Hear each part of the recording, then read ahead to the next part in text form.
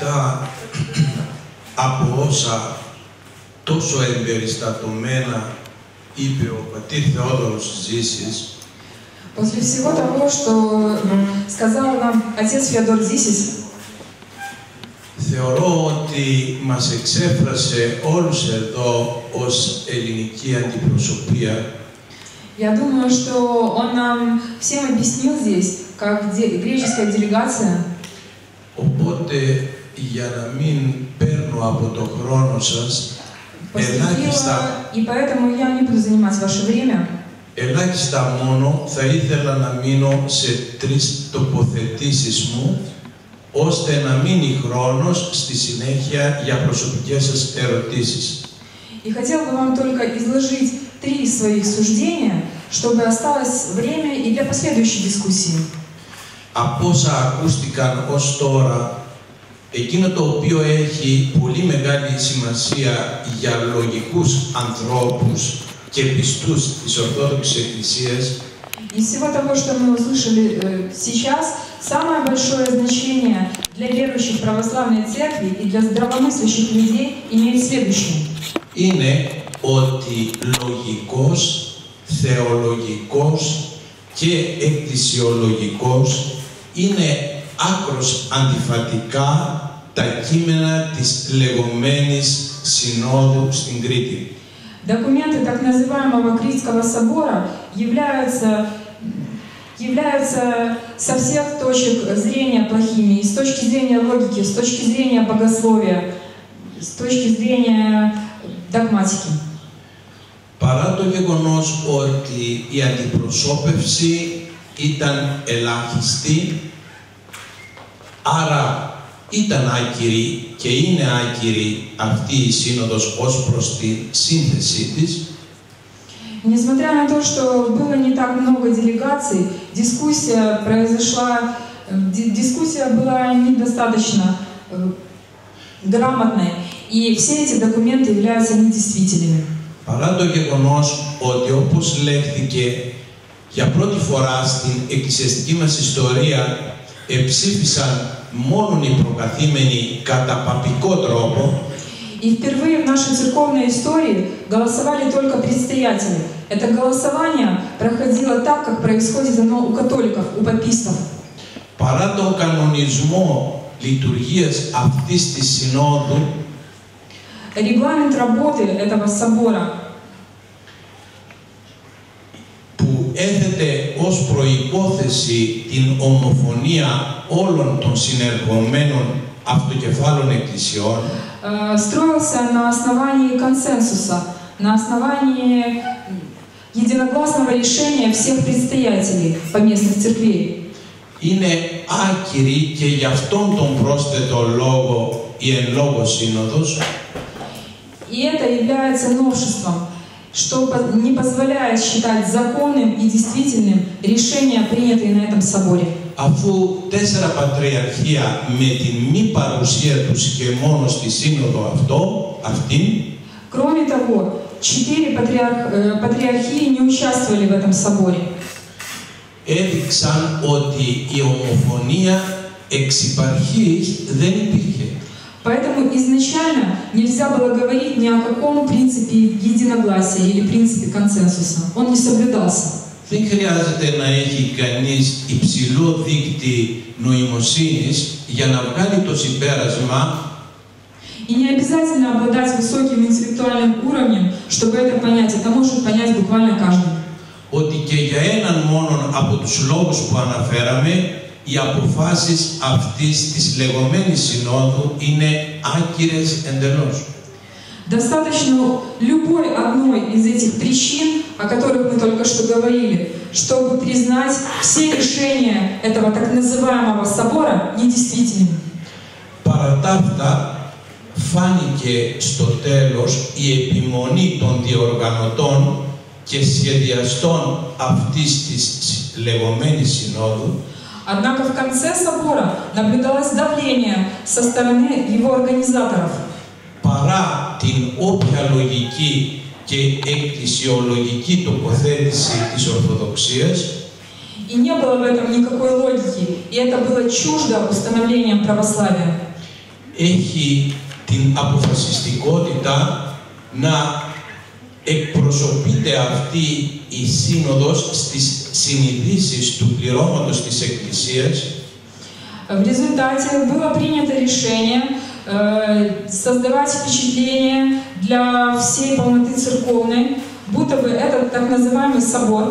Και έχει την ψευδή αίσθηση, την ψευδαίσθηση δηλαδή, ότι θα πάρει με τον α ή β τρόπο την υπογραφή από τα 4 πατριαρχία που δεν εκπροσωπήθηκαν σε αυτήν τη σύνοδο. Будто бы этот собор все-таки еще как-то сможет каким-то, пусть даже ложным образом, неправомерным, заполучить подписи 4 отсутствующих церквей. Γι' αυτό είναι φανερό ότι θα υφέρπουν αυτές οι αποφάσεις στο εκκλησιαστικό σώμα. И, конечно же, совершенно очевидно, что эти решения не будут приняты телом церковным. Αν δεν καταδικαστεί στη συνείδηση αυτού του εκκλησιαστικού πληρώματος, В сознании полноты церковной этот собор должен быть осужден. πράγμα που μπορεί να γίνει μόνο μετά από σοβαρή ενημέρωση αυτού του πληρώματος για την αλήθεια αυτής της συνόδου. Но произойти такое осуждение может только после серьезного информирования верующих, полноты церковной, о том, что же представлял собой на самом деле этот собор. Τότε μπορούμε να ελπίζουμε βάσιμα ότι αυτή η σύνοδος θα καταδικαστεί και συνοδικά από τους επισκόπους. И после этого мы можем надеяться на то, что собор будет осужден и епископами на соборном уровне. Οι οποίοι, όπως και οι κοσμικοί άρχοντες σήμερα, которые, как и светские лидеры сегодня, εμφανίζονται πολλές φορές να είναι αντί για ηγέτες, ουραγοί στις αποφάσεις τους, δηλαδή να ακολουθούν την βούληση, την επιθυμία, την εμπαθή επιθυμία του λαού. которые, будучи настоящими церковными вождями, должны следовать волеизъявлению народа.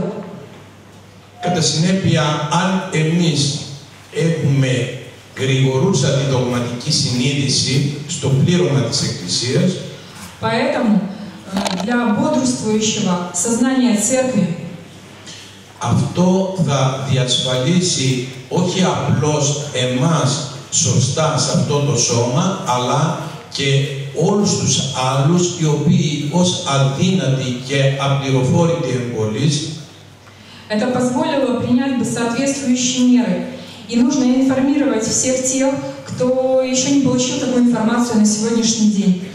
θα ενισχυθούν και θα αναγκάσουν κατά κάποιον τρόπο τους επισκόπους να κάνουν το αυτονόητο. Чтобы они вынудили епископов предпринять должные действия, правильно отреагировать на то, что произошло. Και η τρίτη θέση την οποία θα ήθελα ξεκάθαρα να πω, И третий тезис, который я бы хотел сейчас изложить, εμείς θα μείνουμε έως θανάτου πιστοί στην Εκκλησία επόμενη της Αγίας Πατράσι, δηλαδή ακόλουθη της διδασκαλίας των Αγίων Πατέρων. Мы останемся верными церкви даже до смерти и будем следовать святоотеческому пути, следовать святым отцам. Αυτό μας δίνει ρεαλιστική αισιοδοξία επειδή θα παραμένουμε με τον νικητή, τον εσχατολογικό νικητή της ιστορίας, τον Χριστό. И это дает нам оптимизм и вселяет в нас уверенность, потому что мы в любом случае останемся с победителем, победителем в веках, которым является Господь наш Иисус Христос. Έκθετοι και μετέωροι θα παραμένουν εκείνοι όλοι οι οποίοι δεν είναι ακόλουθοι των Αγίων Πατέρων, ανεξάρτητα από το βαθμό του εκκλησιαστικού αξιώματός τους. А остальные, те, кто не последует святым отцам, независимо от степени их информированности, что же будет с ними? Αυτό δεν μας γεμίζει από έπαρση, επειδή βρισκόμαστε δηλαδή στη σωστή διαδικασία. Мы должны подумать и о них.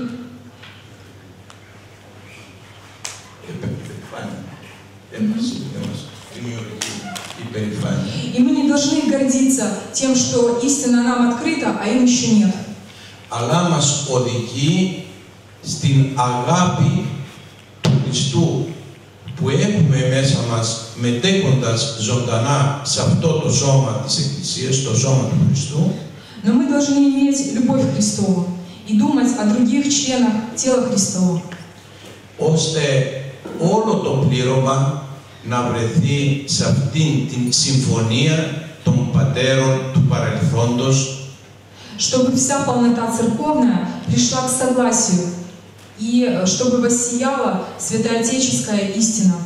Και όλοι να βρεθούμε στη Βασιλεία του Θεού, и чтобы все мы пришли в Царствие Небесное. Χωρίς κανέναν από αυτούς οι οποίοι βρίσκονται αυτή τη στιγμή απέναντί μας, и чтобы никто из тех, кто находится сейчас возле нас, χωρίς να ευχόμαστε κανείς από αυτούς λοιπόν να βρεθεί έξω από την άλικτη Βασιλεία του Θεού. Αμήν. не оказался за пределами Царствия Небесного. Аминь.